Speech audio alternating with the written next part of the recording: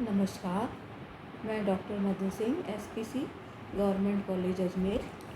आज का हमारा टॉपिक है एग्रीकल्चर ऑफ एशिया का पार्ट 3। इसमें हम आज पढ़ने जा रहे हैं हमारी जो कैश क्रॉप होती है या जो मुद्रादायनी फसलें होती हैं जिनका की उद्देश्य व्यापार होता है, उनके बारे में हम आज इसमें जानकारी देंगे। सबसे पहले मैं बताने जा रही हूँ ये जो क्रॉप्स हैं उनमें सबसे इम्पॉर्टेंट है चाय या टी। चाय जो है प्लांटेशन एग्रीकल्चर के अंतर्गत उत्पन्न होने वाला प्रमुख पेय पदार्थ है। चाय की जो जन्मभूमि है, जन्म स्थान है, वो बेसिकली चीन है। हजारों वर्षों पूर्व भी दक्षिण पूर्वी एशिया के जो मानसूनी प्रदेशों के जो पर्वतीय ढाल हैं, वहाँ पर चाय की कृषि के लिए वो उपयुक्त रहे हैं। अब इसकी जलवायु में सबसे महत्वपूर्ण है तापमान। इसके लिए तापमान चाहिए, ऊंचे तापमान की आवश्यकता होती है। 27 से 34 डिग्री सेंटीग्रेड के करीब तापमान की आवश्यकता होती है तथा इसके साथ ही साथ मौसम जो है धूपदार होना चाहिए या पाला इसके लिए हानिकारक होता है। और दूसरी इम्पॉर्टेंट चीज़ है इसके लिए वर्षा। ये भी जल प्रिय है पौधा तथा अधिक वर्षा वाले क्षेत्रों में जहाँ पर की वर्षा 200 से 250 सेंटीमीटर होती है और वहाँ पर इसकी कृषि विशेष रूप से की जाती है। लेकिन उसके साथ ही साथ इसके जड़ों में पानी नहीं भरना चाहिए, पानी नहीं ठहरना चाहिए, क्योंकि पानी ठहरने से पौधा जो है वो नष्ट हो जाता है। इसलिए ढालू भूमि होना भी आवश्यक है। और इसी कारण ये 1000 से लेकर 1800 मीटर के बीच के जो साधारण पहाड़ी ढाल होते हैं, वहाँ पर इसकी कृषि विशेष रूप से की जाती है। फिर मिट्टी की बात करें तो हम इसके लिए वेल ड्रेन्ड या सुप्रवाही हल्की अथवा गहरी बालुई मिट्टी जिसमें कि लोहांश और जीवाश्म की मात्रा अधिक हो और इसके साथ ही साथ फास्फोरस, पोटाश और नाइट्रोजन की मात्रा भी आवश्यक है। और दार्जिलिंग की जो अच्छी चाय का गुण है वो इसी के कारण है। फिर अगला जो फैक्टर है इसके लिए वो है श्रम या लेबर। इस कृषि में से संबंधित जितने भी काम होते हैं उनके लिए सस्ते और कुशल और महिला श्रमिकों की आवश्यकता पड़ती है और वो भी श्रम भी जो है सस्ता होना चाहिए, क्योंकि पत्तियों को चुनने के लिए महिला या बच्चे जो हैं उनकी आवश्यकता अधिक पड़ती है और पत्ती चुनने का कार्य रोजाना करना पड़ता है। इसीलिए कुशल श्रम भी आवश्यक है कि कौन सी पत्ती को तोड़ा जाना है और किसको नहीं तोड़ा जाना है, और सस्ता श्रम भी आवश्यक है।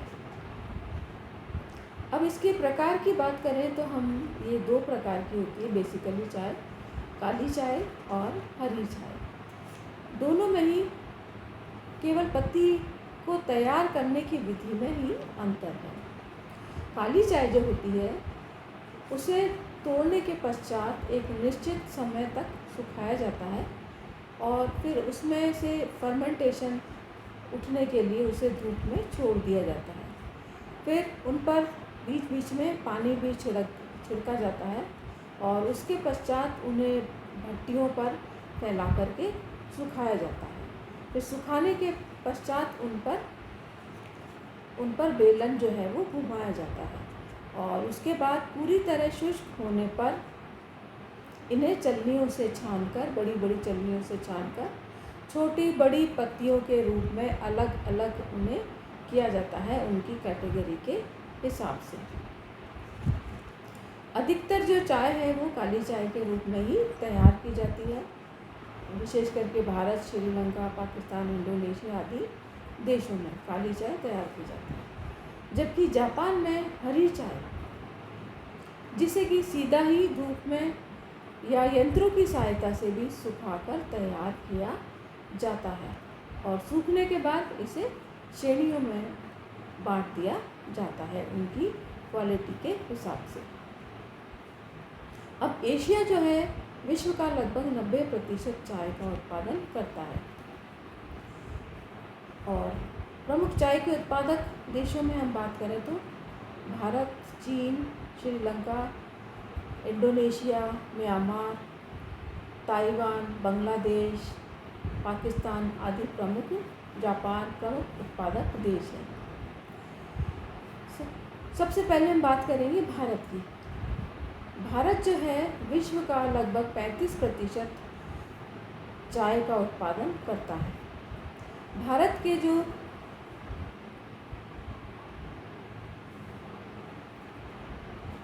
पूर्वी राज्य हैं, उत्तर पूर्वी जो राज्य हैं, वहाँ पर चाय की कृषि जो है, चाय की कृषि के लिए वो विशेष महत्वपूर्ण है।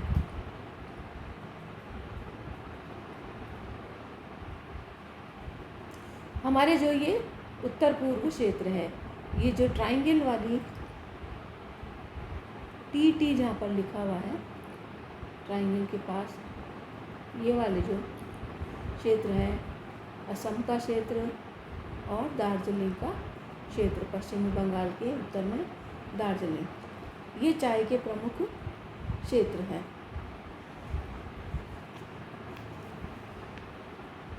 पश्चिमी बंगाल का दार्जिलिंग और जलपाईगुड़ी, और असम का उत्तरी क्षेत्र, और दक्षिण में देखें तो नीलगिरी की पहाड़ियाँ, ये वाला जो क्षेत्र है, ये चाय के उत्पादन के लिए केरला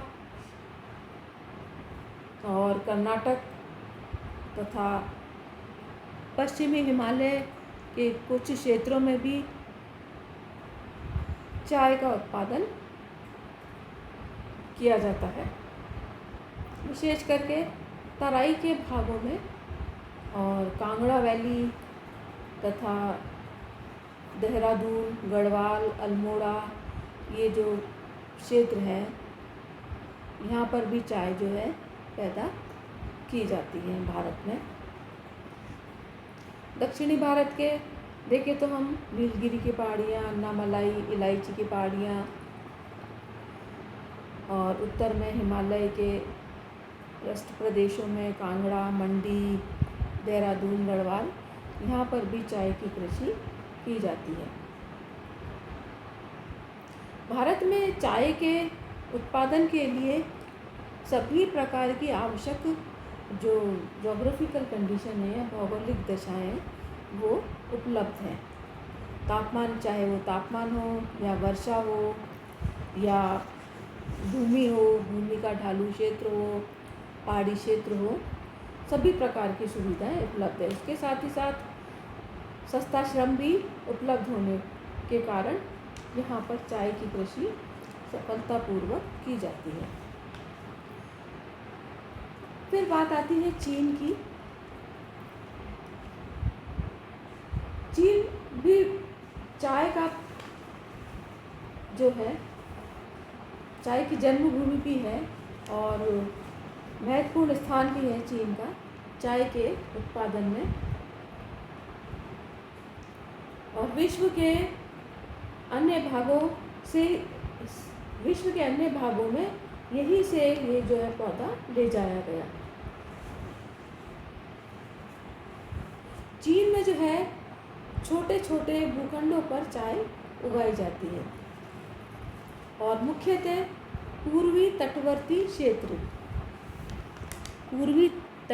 जो क्षेत्र हैं, ये वाला जो भाग है, यहाँ पर चाय पैदा की जाती है। पूर्वी तटवर्ती के जो पर्वतीय ढाल क्षेत्र है, जिसमें कि यांगटीसी की निचली घाटी है, जेचवान बेसिन है, सीकियांग घाटी है, के ऊपरी ढालों पर जो है चाय की कृषि की जाती है। इन्हीं क्षेत्रों में चावल की कृषि भी की जाती है और वहीं पर चाय भी उगाई जाती है।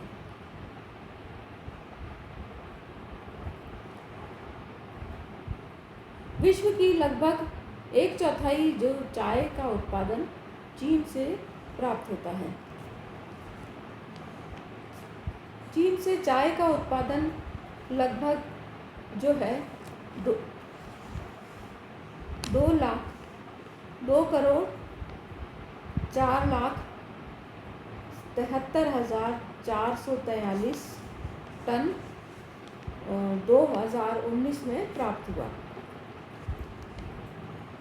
सबसे अधिक चीन से चाय का उत्पादन 2019 में प्राप्त हुआ, क्योंकि चीन में अब इसकी जो उत्पादन है वो बढ़ता जा रहा है। जबकि भारत से जो उत्पादन है वो लगभग 3,04,09,699 टन ही प्राप्त हुआ। फिर है इंडोनेशिया, श्रीलंका। विश्व की कुल चाय का लगभग 14% जो है वो श्रीलंका से प्राप्त होता है, लेकिन यहाँ पर प्रति हेक्टेयर उत्पादन अधिक है। लगभग 450 किलोग्राम प्रति हेक्टेयर उत्पादन यहाँ पर प्राप्त होता है। प्रमुख उत्पादन क्षेत्र जो है वो मध्य भाग में है। मध्य के जो पहाड़ी ढालों पर विशेष करके कैंडी से लेकर दक्षिण की ओर चाय के अनेक बागान हैं। ये है हमारा श्रीलंका, छोटा सा देश है। कैंडी और नुएरालिया के मध्य के उच्च भागों या पहाड़ी भागों पर जो है 1000 मीटर की ऊंचाई पर चाय पैदा की जाती है और यहाँ पे वर्ष भर पत्तियाँ जो है चुनी जाती हैं।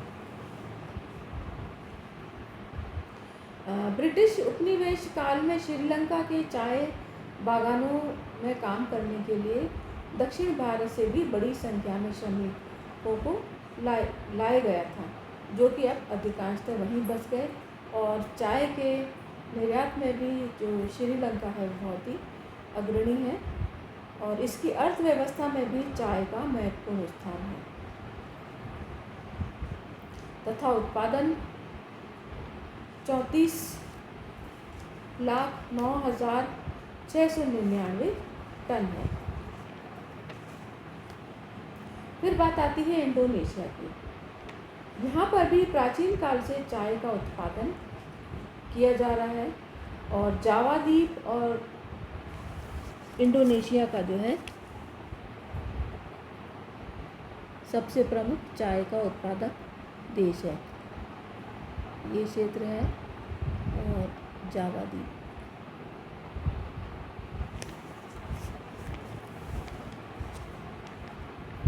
जावा के पश्चिमी भाग पर जो ज्वालामुखी पर्वत के प्रदेशों की जो लावा वाली मिट्टी है वो चाय के उत्पादन के लिए बहुत ही महत्वपूर्ण है और वहीं पर ही बड़े बड़े चाय के बागान जो हैं विकसित किए गए हैं। इसके अलावा सुमात्रा द्वीप के उत्तर पूर्वी क्षेत्र में भी जो है चाय के अनेक बागान लगाए गए हैं। यहाँ से प्रतिवर्ष यहाँ से 2019 में 13,09,362 टन जो है उत्पादन प्राप्त हुआ। फिर है आपके बांग्लादेश। चाय का उत्पादन यहाँ पर सूरमा नदी की घाटी में एक सिलहट और चटगांव के जो पर्वतीय ढालों पर किया जाता है। बर्मा में चाय का उत्पादन। फिर जापान। चाय के उत्पादन में जापान भी महत्वपूर्ण स्थान रखता है, लेकिन विश्व की लगभग 4 से 5% ही चाय का उत्पादन जापान से प्राप्त होता है। इसका कारण है भूमि की कमी और कुछ सरकारी नीतियाँ, जिसके कारण यहाँ पर चाय का जो उत्पादक क्षेत्र है वो उत्तरी क्यूशू, उत्तरी शिकोकू और दक्षिणी होन्शू के जो पर्वतीय ढाल है वहाँ पर चाय की कृषि की जाती है।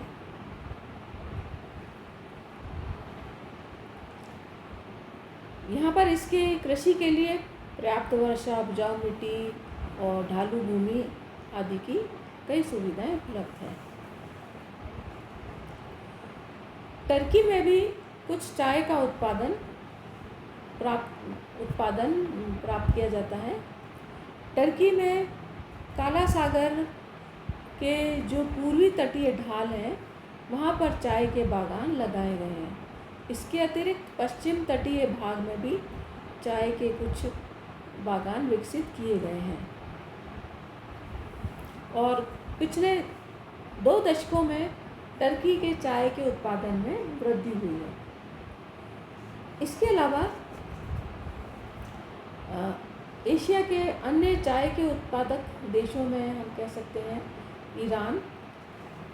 ईरान में भी चाय का उत्पादन किया जाता है तथा बांग्लादेश में तो है ही है। ईरान में एल्ब्रूस पर्वत के जो दक्षिणी ढालों पर अधिकतर चाय उगाई जाती है। फिर बात आती है अंतर्राष्ट्रीय व्यापार की। क्योंकि ये कैश क्रॉप है इसलिए इसका इंटरनेशनल मार्केट जो है वो महत्वपूर्ण है। अधिकांश चाय का उत्पादन जो है होता तो ये सारे उष्णकटिबंधीय जो क्षेत्र हैं हमारे एशिया के, लेकिन इसका जो कंजम्पशन है वो अधिकतर यूरोपीय और अमेरिकी देशों में अधिक होता है। तो पैदावार हो रही है उष्णकटिबंध में, लेकिन उसका निर्यात हो रहा है शीतोष्णकटिबंधीय विकसित देशों में। तो श्रीलंका, भारत, चीन, इंडोनेशिया इसके प्रमुख निर्यात करने वाले देश हैं, जबकि आयातक देशों में पश्चिमी यूरोपीय देश, रशिया, संयुक्त राज्य अमेरिका, यूके, कनाडा आदि मुख्य इसके आयातक देश हैं। चाय के निर्यात में श्रीलंका जो है वो महत्वपूर्ण स्थान रखता है और विश्व के कुल निर्यात का लगभग 40% जो है श्रीलंका से ही प्राप्त होता है। और यहाँ की अर्थव्यवस्था ने भी इसको आधार दिया है चाय के निर्यात ने। फिर इसके बाद चीन और भारत में भी इसका निर्यात किया जाता है और उत्पादन की कमी या अन्य कारणों में भारत के निर्यात में कभी कमी होती है और कभी वृद्धि होती है।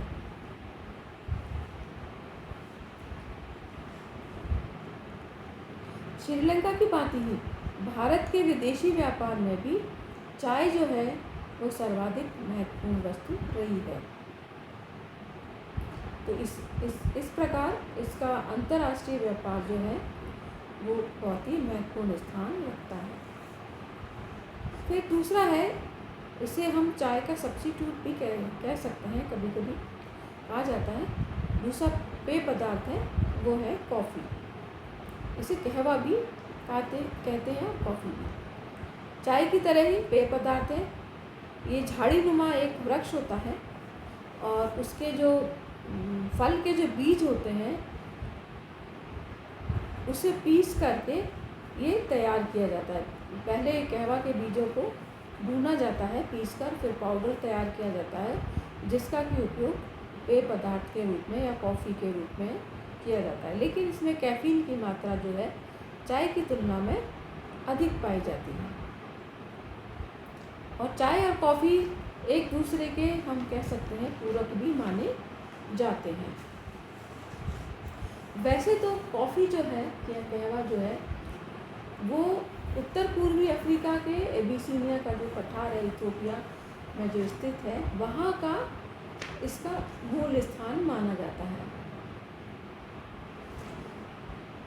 और ऐसा माना जाता है कि 15वीं शताब्दी में अरब के जो व्यापारी थे उन्होंने कहवा के बीज लाकर अरब प्रायद्वीप के पास यमन या स्थान पर जो है वो इसका प्रसार किया, इसको लगाया। और अरब जाने वाले जो हज के जो यात्री थे के द्वारा कहवा जो है अन्य देशों में पहुंचाया गया और वहाँ पर ही बहुत ही प्रचलित हुआ, प्रसार इसका होने लगा। लेकिन व्यापारिक स्तर पर कहवे का उत्पादन 19वीं शताब्दी के उत्तरार्ध में संभव हुआ। कहवा जो होता है या जो कॉफ़ी होती है उसकी मुख्य से तीन कैटेगरी है, 3 प्रकार है। सबसे पहला है जिसे कहा जाता है कॉफ़िया अरेबिका। कॉफ़िया अरेबिका ये ही विश्व का लगभग 80% कहवा इसी जाति के पौधे से प्राप्त होता है। ये एक उत्तम किस्म की कॉफ़ी है जिसे कि उच्चवर्ती जो भूमि होती है, सूख प्रवाहित होती है, वहाँ पर उगाया जाता है और इसका जो स्वाद होता है वो बहुत ही अच्छा माना जाता है और लैटिन अमेरिका में यह अधिकतर उत्पन्न होता है। फिर दूसरा होता है कॉफ़िया रोबस्टा। इसमें जो है रोग जो है कम पकड़ता है। ये भी उच्च तापमान पर पैदा होने वाली किस्म है और विश्व का लगभग जो है 20% इस श्रेणी के अंतर्गत आता है।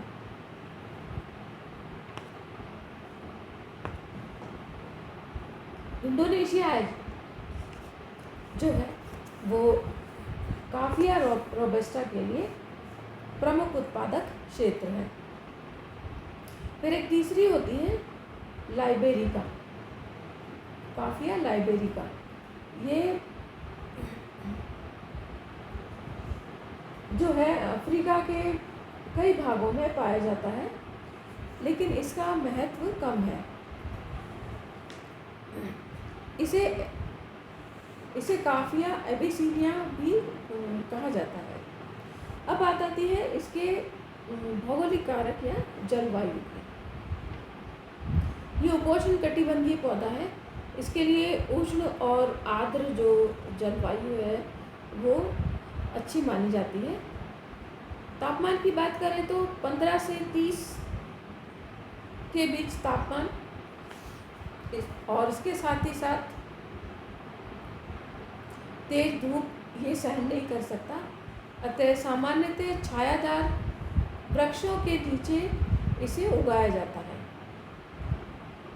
लेकिन पाला भी इसके लिए हानिकारक होता है।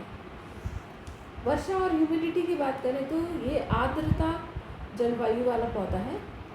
70% से कम जो है इसके लिए आर्द्रता अच्छी नहीं होती तथा वर्षा भी 150 से 250 सेंटीमीटर होनी चाहिए। 100 से कम वर्षा वाले क्षेत्रों में सिंचाई के द्वारा भी ये कई बार उगाया जाता है और लंबे समय तक वर्षा न होने पर सिंचाई की आवश्यकता पड़ती है। मिट्टी की बात करें तो इसके लिए जीवाश्म और लौह तत्व वाली जो है उस तरह की मिट्टी इसके लिए, और इसके साथ ही साथ उसमें चूना और ह्यूम्स जीवाश्म युक्त मिट्टी भी उपयुक्त मानी जाती है। गहरी मिट्टी की भी इसके आवश्यकता होती है। इसके साथ ही धरातल पे जो धरातल की बात करें तो इसके भी जल जमाव नहीं रहना चाहिए जड़ों में, नहीं तो वो जड़ें गल जाती है, जैसे चाय के लिए बोला जाता है। सुप्रवाहित होना चाहिए, पर्वतीय ढाल उपयुक्त होता है और समुद्र से लगभग 500 से 1500 मीटर की ऊंचाई वाले क्षेत्रों में भी ये सफलतापूर्वक उगाया जाता है। फिर बात आती है श्रम की, तो चाय की भांति कॉफ़ी के लिए भी इसकी फल तोड़ना, फलों के बीज निकालने और अन्य कार्यों के लिए सस्ते और कुशल श्रम की आवश्यकता पड़ती है। इसके पेड़ की कटाई छटाई करके उसे सामान्यतः 2 से 3 मीटर तक बढ़ने दिया जाता है। इससे क्या होता है कि उस पेड़ में जो है वो फल अधिक आते हैं जिन्हें तोड़ने में भी सुविधा रहती है। फिर बात आती है उत्पादन क्षेत्र की। इसके उत्पादन में बहुत ही अनसर्टेनिटी, अनियमितता है, क्योंकि सूखे और पाले से फसल पर विपरीत प्रभाव पड़ता है और इसका प्रोडक्शन वो कम हो जाता है। इसीलिए इसका उत्पादन घटता बढ़ता रहता है। विश्व की बात करें तो लैटिन अमेरिका और पश्चिमी एवं पूर्वी अफ्रीका, दक्षिणी पूर्वी एशिया कहवा के प्रमुख उत्पादक क्षेत्र हैं। एशिया में इसके उत्पादन क्षेत्रों में सबसे पहले बात करेंगे वियतनाम की। वियतनाम एशिया का सबसे प्रमुख कहवा का उत्पादन क्षेत्र है। यहाँ कहवा के बागान विकसित वो फ्रांसीसियों के द्वारा किए गए थे, जो कि उपनिवेश थे इनके।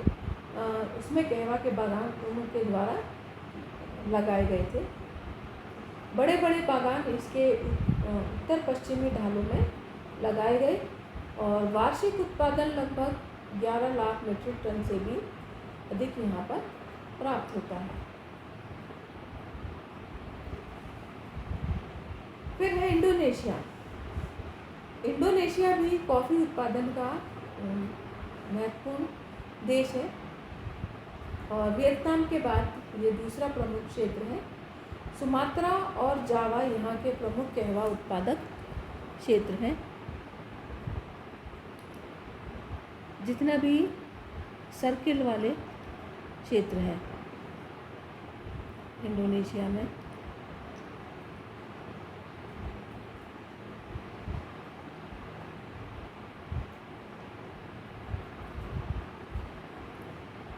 यहाँ पर कहवा उत्पन्न किया जाता है। ये है वियतनाम के क्षेत्र।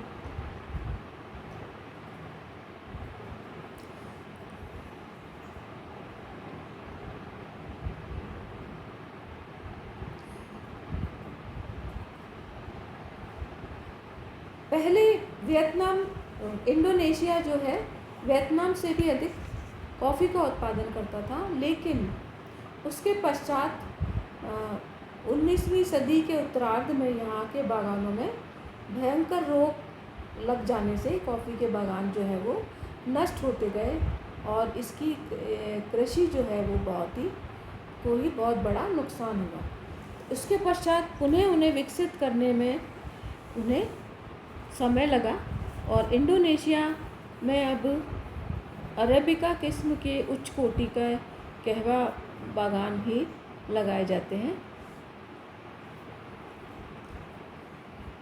जिससे कि अब मध्यम किस्म के रोबस्टा और लाइबेरिका किस्म के कहवा के बागान लगाए जाते हैं, जिनमें कि रोग लगने की कम संभावना रहती है।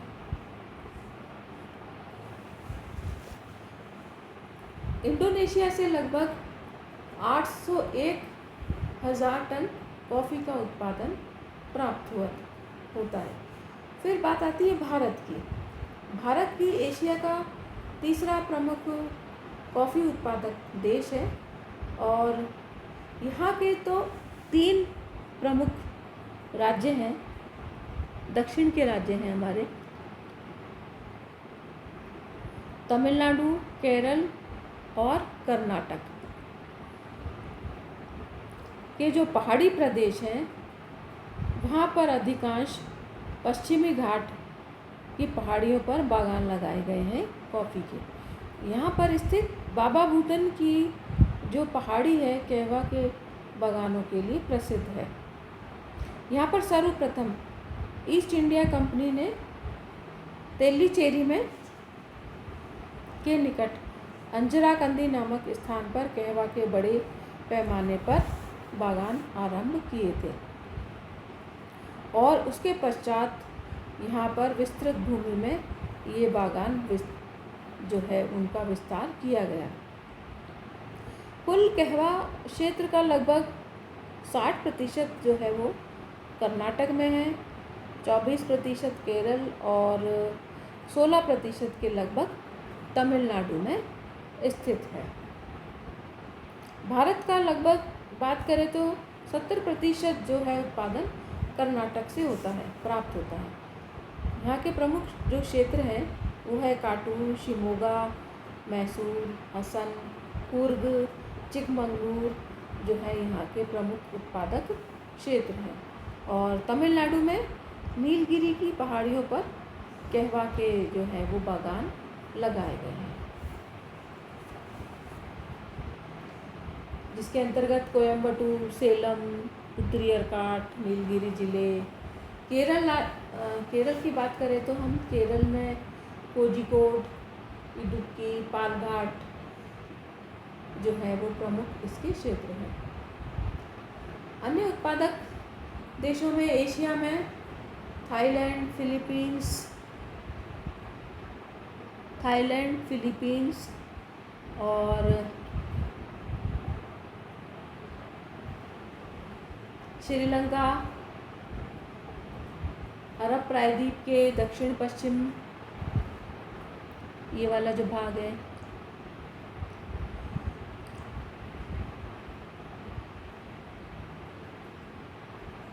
यमन, दक्षिण पश्चिम में स्थित यमन में कहवा का उत्पादन होता है।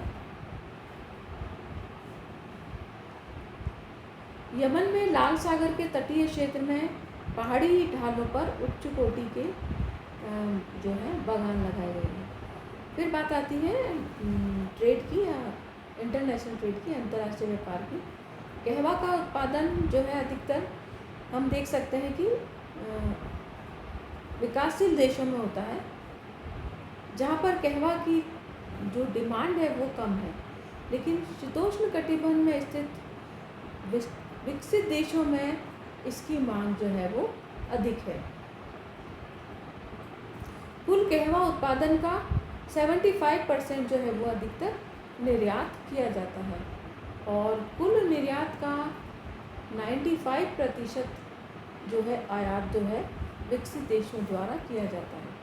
एशिया में Vietnam, Indonesia, Bharat, Sri Lanka, Thailand, Philippines प्रमुख निर्यातक देश हैं और आयात करने वाले देशों में है USA सबसे अग्रणी है और इसके अलावा Germany, France, Netherlands, Italy, United Kingdom, UK, Switzerland, Canada इसके प्रमुख आयातक देश हैं।